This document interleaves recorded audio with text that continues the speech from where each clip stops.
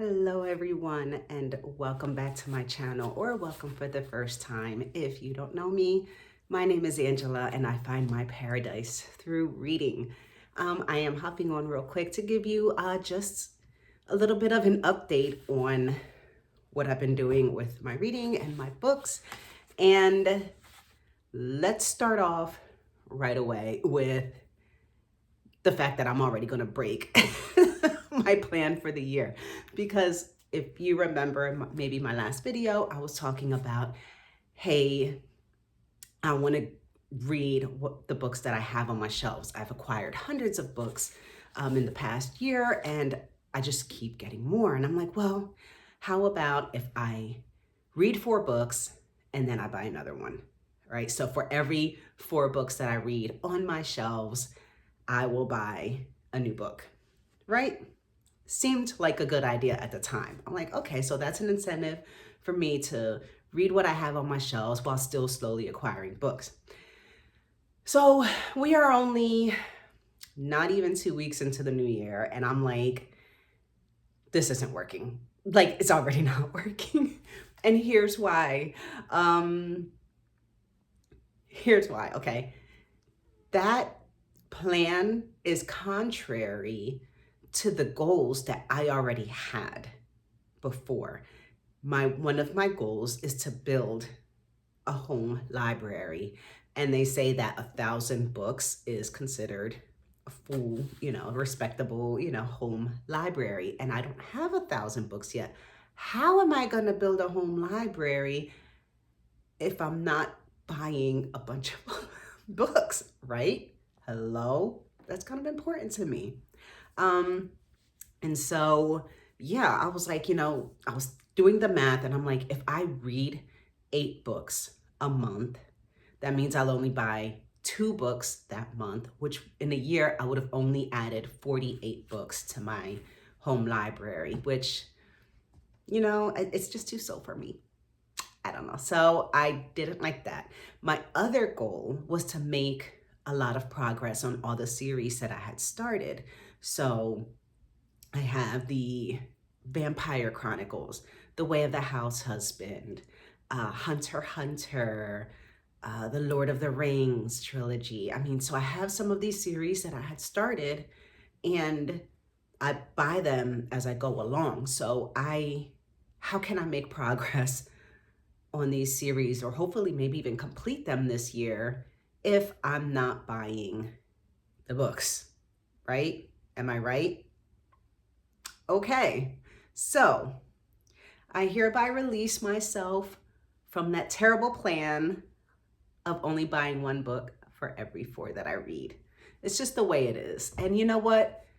I'm unhinged when it comes to getting books.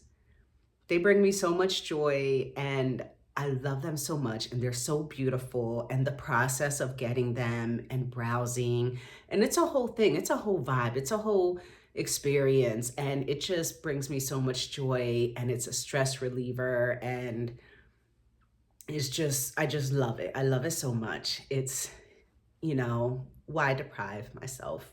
I work too darn hard to deprive myself. So, that's where I'm at with that. So I will be having some book hauls and they will be ridiculous, like all of my other ones, where I will be like, hey, look what I got, and have like huge stacks of books. That's just how I do things. Go big or go home, right? That's what I say. Anyway, that being said, okay, that's my disclaimer. So you don't come back later on me and say, oh, why are you buying all these books, when you said, okay, I know what I said. All right, I make the rules. I make the rules here. So I'm going back on that. Anyways, so I am going to quickly talk about some of the books that I am reading right now and some of the books that I have planned for this month, January. Okay, so first I have here Ascendance of a Bookworm, and this is by Mia Kazuki. Look how cute. Okay, this is a manga, and I actually borrowed this from my library because Barnes & Noble didn't have the first volume. And I was like, I just want a cute little simple manga, something quick, easy, whatever. And I heard a lot of great things about this. So I borrowed it from my library and to see if maybe this is something that I want to buy myself and continue on with the series. So I'm about a quarter of the way through, and this is following this was a woman, this young woman who I believe she was in college and she just loved books, loved books. They were her whole life. I can totally relate to that. So she just loved the smell of them, the look of them, reading them, studying, just poring over these books and collecting books. And one day she got crushed by her books. And when she got crushed, she was like, oh, please let me be reincarnated. Or she said something along those lines. And she did. She woke up in the body of a 5-year-old girl. And I don't even think, like, I know the reviews of, people have said, oh, she woke up hundreds of years in the past in medieval times, but I don't think she's even in her own world anymore. So I don't think this is, she woke up in 100 years in the past. I think she's just on a whole nother planet, in another world. And even she thinks that because the people here have different color hair. They'll have like green hair, blue hair, pink hair. And she's like, what is this? So the body that she got reincarnated into is this 5-year-old girl. And I guess she was really, really sick. And she was laying in bed. And I guess she was close to death. And maybe she did die, and that's how she ended up in this little girl's body. So she wakes up and she's like, what is this? And they are living kind of like in the medieval times. There weren't really stores, modern conveniences, running water, things like that. And so she's just like, I'll be fine as long as I have books. But guess what? There are no books. Books are very rare. Only the lords, very wealthy, can afford books. And she is not in a very wealthy home or a household. And so they can't afford books. Most people can't even read or write. And so she's just devastated. She's like, how am I going to survive without books? And so now she is on this idea that if she can't buy books or there aren't bookstores and things like that, then she's going to make a book or make books and figure out how to do that. And it's kind of difficult. It's harder than she thinks because paper is not a common commodity, that you don't just go to the store and buy a ream of paper. So she's trying to figure out how to get or make paper and the ink and all the things that go into making a book. So far I'm enjoying this. I think it's really cute. I'm curious to see what she comes up with as far as like trying to make a book and how that's going to go for her. So this is The Ascendance of a Bookworm.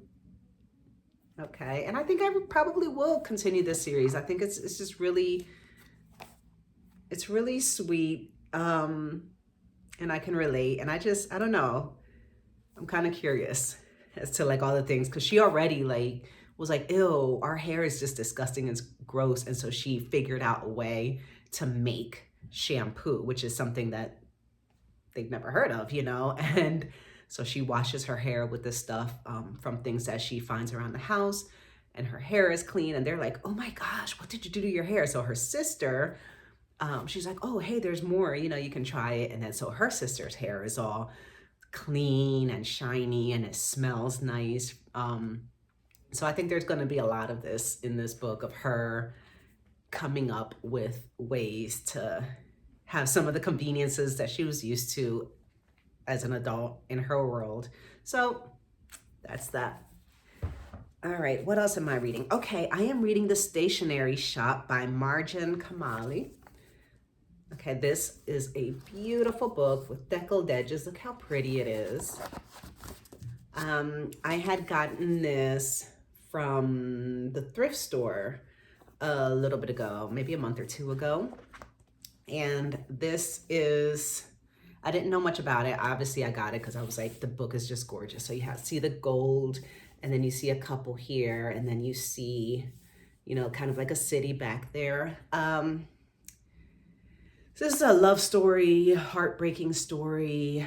So what this says is Roya, a dreamy, idealistic teenager living amid the political upheaval of 1953 Tehran, finds a literary oasis in kindly Mr. Fakhri's neighborhood stationery shop, stocked with books and pens and bottles of jewel-colored ink. Then Mr. Fakhri, with a keen instinct for budding romance, introduces her to his other favorite customer, handsome Bahman, who has a burning passion for justice and a love for Rumi's poetry. And Roya loses her heart at once. Their relationship blossoms, and the little stationery shop remains their favorite place in all of Tehran. A few short months later, on the eve of their marriage, Roya agrees to meet Bahman at the town square, but suddenly violence erupts, a result of the coup that forever changes their country's future. In the chaos, Bahman never shows. For weeks, Roya tries desperately to contact him, but her efforts are fruitless. Reluctantly, she moves on to college in California, to another man, to a life in New England, until a chance encounter nearly 60 years later gives her the opportunity to ask him the question that have haunted her for more than half a century. Why did you leave? Where did you go? How is it that you were able to forget me? So that is The Stationery Shop, Boston Globe bestseller. I am, let me see, 65 pages into the book. I am enjoying it so far. I'm going through this one pretty slowly. I'm only about doing about a chapter a day. So I'm on chapter 8. I've been working on this for a little over a week. But I'm just taking my time with it, and it's really good so far. I'm gonna leave my final thoughts for the end, but I am liking this. Okay, then I have Stephen King, The Body. I had gotten this from Barnes and Noble. I think it was Black Friday. They were having the sale on books, and you know me, I went crazy, and I was able to buy this book for $5. What's it usually cost? $12.99. But they're like, oh yeah, if you spend this much, you can get this for $5. And I'm thinking, well, I kind of want to get a little into horror, creepy books. And this is Stephen King, so let me get this. And I actually already read this. I read this the first week of January. And here's the thing. I'm reading this and I'm like, I didn't read what it was about on the back. So I'm reading this and I'm like, wow, this really has the vibe of that movie Stand By Me, right? And I was like, yeah, this really sounds like Stand By Me, right? And I'm going through this book, and then there's this scene where these four friends are on these train tracks, and the one bends down and feels the rails, and he gets up and screams, train, and they're running because they're on this bridge. And so they need to like get across the bridge, and then they end up jumping off. So I get to the scene and I'm like, that is exactly what happened to Stand By Me. Don't tell me Stephen King was like plagiarizing this whole freaking movie. So I looked into, I went to the back and I was like, what the heck? And sure enough, the movie Stand By Me was based off of this book. They changed the title. So the book is called The Body, and then they named the movie Stand By Me. Long story short, this isn't even a scary book as I thought it would be, but this was great. This was a fantastic read. If you don't know what this is about, or you never saw the movie Stand By Me, there are these four friends who, one of them finds out that they've heard on the news that there was this kid that was missing. And one of the friends, and they're maybe 12 years old or so, so he finds out that there's this body of a kid many miles down, miles away. Is it 10, 20 miles? And it's off the railroad track. So he was like, maybe that's the missing kid, and he got hit by a train and nobody's found his body yet. But he had overheard his brother, saying that whatever, he saw this body. And so they're like, hey, wouldn't it be so cool if we went and saw this dead body? So that is what this book is about. These four friends get their resources together, and they head out on this long journey, on this walk to look at a dead body. And so they have like a couple adventures along the way, and they just have all of them have something going on in their life, a difficult family life, if it's school, if it's anything. So you learn about these characters and you really care for them, and you care for their friendship, and you understand that, you know, sometimes you have to make those decisions on like, you know, you like your friends, but are you going to let them like drag you down, you know, if you have potential? And so there's a lot of that in here. And I immensely enjoyed this book. And I can see myself reading this again because I was just so pleased with the story, the writing, the way that it just kept moving forward. It was just fantastic. Highly recommend. Stephen King wasn't a creepy one, but I'm happy with that. I'm fine. What else do we have here? Okay. So I am reading The Millionaire Next Door, and this is by Thomas J. Stanley and William D. Danko, PhDs. Okay, this is a reread for me. I think I read this, it feels like a million years ago. Maybe it wasn't. 10, 20. Ooh, copyright. 1996. And then preface copyright 2010. So yeah, it's been a very long time. And I remember this having a really big impact on me when I read this. This was kind of opened my mind, because this book is basically interviews and data information on how there are millionaires next door. They're in our neighborhoods. They're in regular middle class neighborhoods, and you wouldn't think that their net worth is in the millions. So this is talking about why they're millionaires, how they became millionaires, and just different advice that you could follow. And this was big to me back then, because it was like, oh, you know, they're living below their means, they're being frugal, they're budgeting, they're investing, they're staying with their spouse. You know, there's certain things, you know, that, and some of them do make a decent amount of money. Some of them could be making six figures, but only living on half of that amount, and then it compares them to people that are making the same amount of money, but don't have as much net worth because they are living up to their means, or they are showing, kind of like showing off, or living that, putting that face, you know, of success, you know, so they have the expensive suits and the fancy cars and the big houses.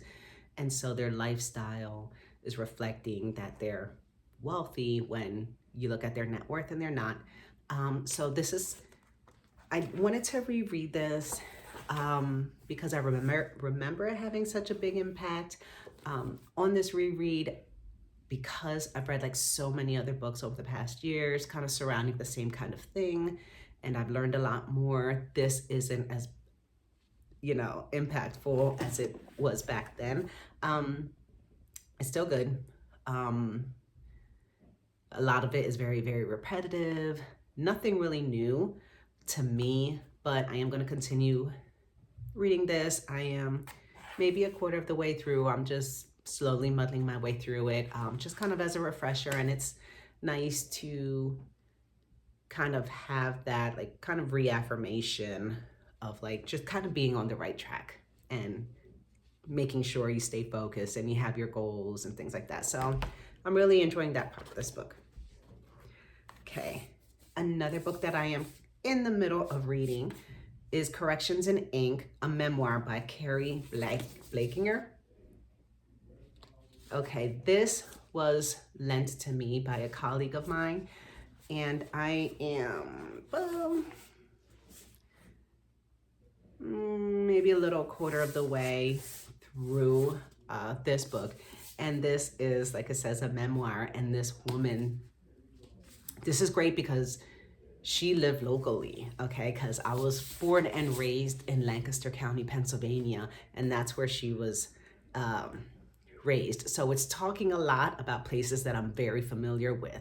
When she's talking about Route 30, when she's talking about this rinky old ice rink when she's talking about the town of Hershey, when she's talking about Lancaster Country Day School. These are all places I'm very familiar with. And so it kind of hits home.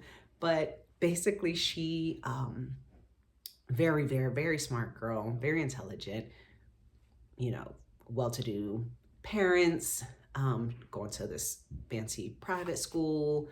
She was on her way to having a pretty good ice skating, figure skating career. I don't know what was going on, but she got into drugs, got into eating disorders, and just all this stuff. I mean, she was just very, very in a self-destructive path. And so when this book starts, she's getting arrested. She is just getting arrested. I think, was she in Harvard? She was in an Ivy League school at the time of her arrest, and she had like this Tupperware container full of drugs. She was on drugs, so she was just a mess. So she ends up in this prison, I think in Ithaca, New York. Ithaca, I think. But so this is just her story of like what happened, what she was like as a child, teenager, young adult, the things that she did. And she just did some just crazy things. It's just, some of it is just so hard to read because you're like, what, when she got into being a drug dealer, when she got into prostitution, things like that. And you're like, wow, she was just so smart and had so much going for her. Like, what is happening here? And then her experiences and things that are happening in the prison. So this has been fantastic. There's a lot that's like funny. There's a lot that's just absolutely not. Very interesting story, very engaging, very boom, boom, boom. There is not a dull moment in here. And this has been a fantastic read so far. Whoa. Okay, what else am I currently reading? Okay, I am also before I get to this one, let me just talk about this one real quick. Emily Wilde's Encyclopedia of Fairies. Gorgeous, gorgeous book. And I haven't started this one yet, but this is one that I want to read during the month of January. So that's why I'm showing it, because it is on my TBR for January. And I think it's just so cute. And I'm so excited to read this, but I need to get some of these other ones read and out of the way first. But on to the one that I am reading that I see this being a new favorite. I am obsessed with this book. I am surprised. I am floored. I am everything about this book.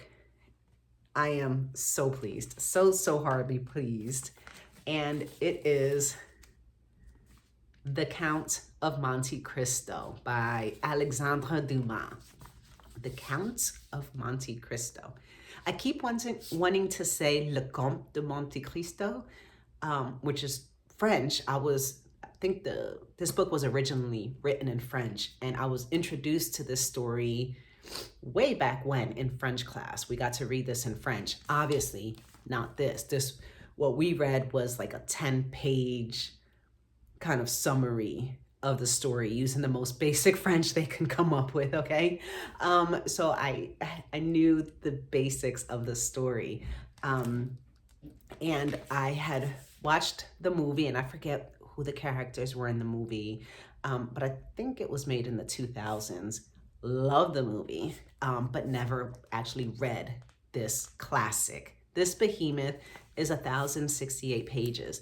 This is on the greatest books, the list of 100 greatest books ever written, Easton Press, that I am going through. And the reason I picked this one up is because these two other booktubers, Emmy and Carolyn, are reading this as their game of tomes. And so this is the book that they are reading for January and February. So I was like, I'm gonna join along. This is a book that I have on my shelf. This is a book on my list of 100 greatest books ever written that I'm gonna read anyway. Why not? It'll be interesting to join in the conversations and see what their thoughts are and, have it fresh in my mind. And so what I've been doing with this book, let me see if I have a couple more tabs here. Here, I am reading this in 25-page increments. Okay, so I had these tabs set at every 25 pages. And as I get to them, I'll remove it and I'll put it somewhere else, okay? So that's why there's no tabs here and here, but I have, let me see, 400 or 100 pages tabbed here. So that's every 25 pages. So I've only been reading 25 pages a day, and at that rate, I will definitely have this done before the end of February. And what's interesting about this is I am enjoying this book so freaking much that it's almost hard to put it down at the, after 25 pages. And it feels like I can't wait till the next day because it's like seeing another episode of a favorite TV show. So you're just like, oh my gosh, what's gonna happen next? I can't wait to see this tomorrow.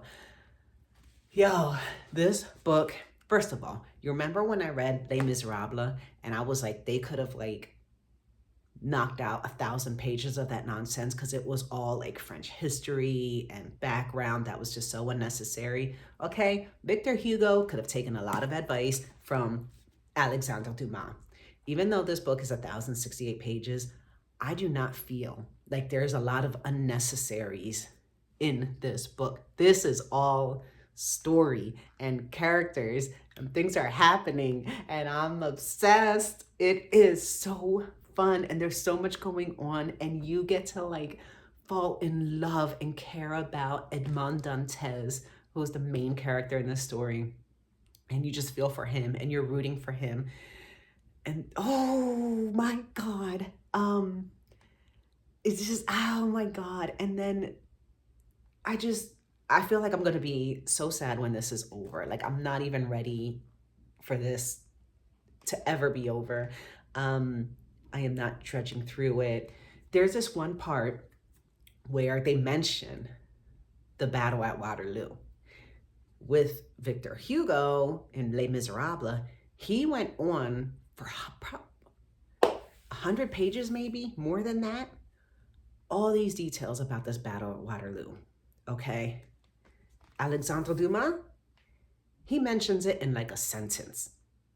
He's like, then Waterloo happened, Napoleon was defeated, the king was back on the throne. Moving on, and goes back into the story immediately. Like one sentence was what he dedicated to the Battle of Waterloo, okay? This guy's about the story. That's his agenda, is telling the story. It's so fantastic. The writing is fantastic. This is 10 stars, like 10 out of 10 stars, like 10 out of 5 stars so far. And oh my God, there's so much greatness in here. I'm going on and on. Let me tell you a little bit about this. Okay, this is following Edmond Dantes. He's 19 years old. Wonderful, wonderful boy, young man. He is, I think, the captain's right-hand man on this ship. And they're on this ship, on this journey, doing their shippy things. When the captain passes away, Edmond, he has the support of the crew. The crew love him and respect him.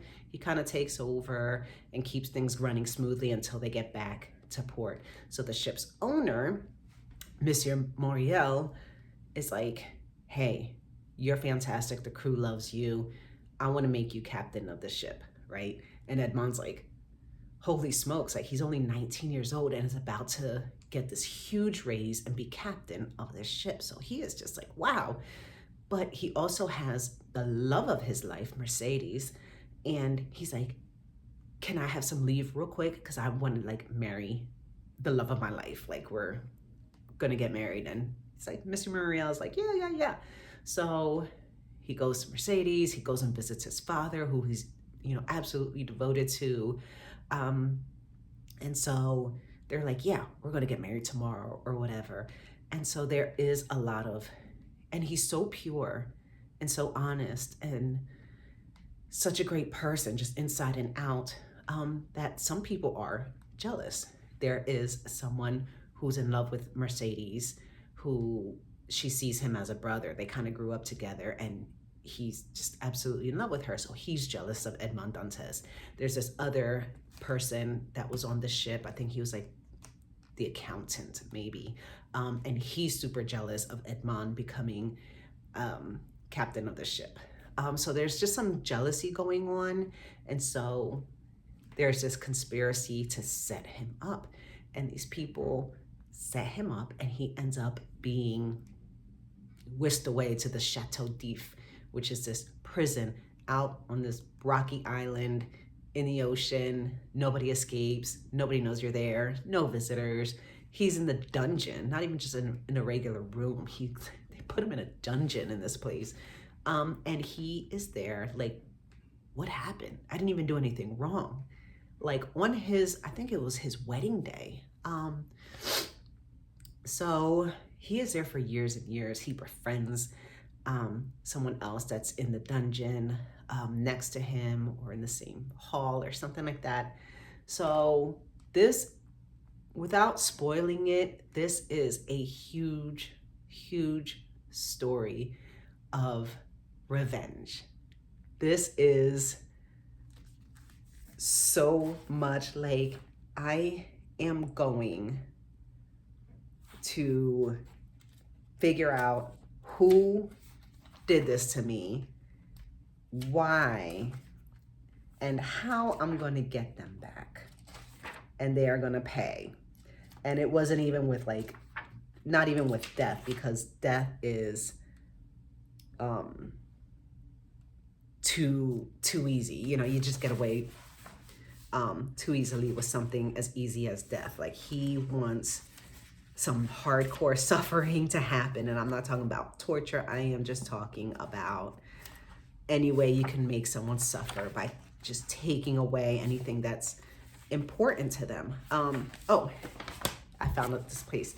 It says, he devoted these unknown persecutors to the most horrible tortures he could imagine, and found them all insufficient, because after torture came death, and after death, if not repose, at least that insensibility that resembles it.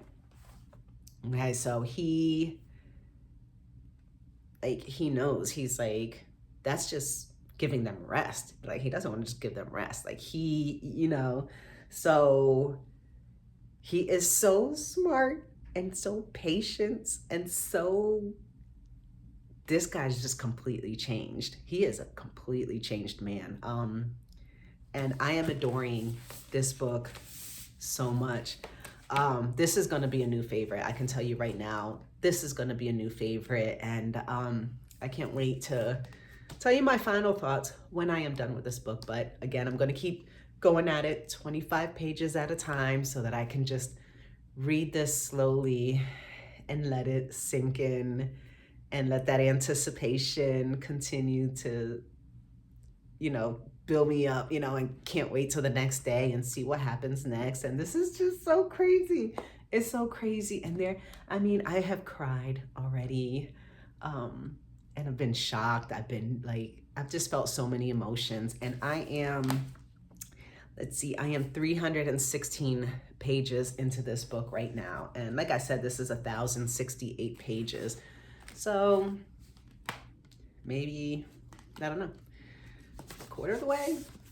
I can't do math. That's just not my thing. But new favorite, I can tell you, this is going to be a new favorite. I can't believe how much I am enjoying this. Because when I saw this big chonker, I'm like, oh, this is going to be like another Les Miserables, where they're just going to be talking about all this stuff and dragging things out for dozens or hundreds of pages before anything even happens. Or even like Jane Austen, where it's just hundreds of pages of really nothing happening, and then something slightly interesting happens. No, this is good from the first chapter. I'm telling you, this is fantastic. So that is what I have. So right now, I actually have, how many books am I reading? This one, that's 3, 4, 5. Okay, so I have 5 books in progress right now. This I'm sure I'll finish today. It's a really quick one. And the other ones, I'm kind of reading all of these pretty slowly, so I don't think I'm gonna have a whole lot of books read during the month of January, because this year, instead of flying through things really quickly and it being kind of like a numbers thing, I'm enjoying just reading slowly and not rushing through these. So probably between these, The Body, which I already read, and this one, I bet that might be all that I get done during the month of January, but we'll see. Anyways, thank you so much for joining me, and have a wonderful day. Happy reading, and let me know what you're currently reading. And if any of these books interested you, if you're like, hey, let me join this game of tomes and read this along with us, it's not too late. You have until the end of February to read this and join conversations. So, bye.